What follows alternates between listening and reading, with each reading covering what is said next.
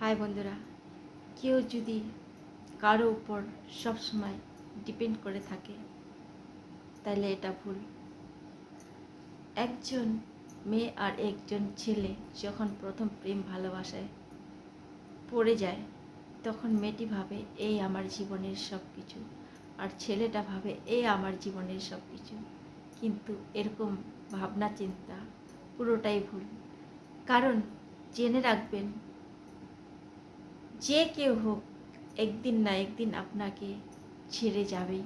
সে 1 মাসের জন্যে হোক, 10 মাসের জন্যে হোক বা সারা জীবনের জন্যে হোক।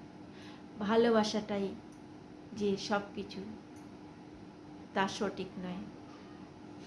আর একজন একজনের উপরে সবসময় ভরসা করে থাকলে চলে না। সব সময় নিজের উপরে ভরসা, নিজের উপরে ডিপেন্ড করতে শিখুন।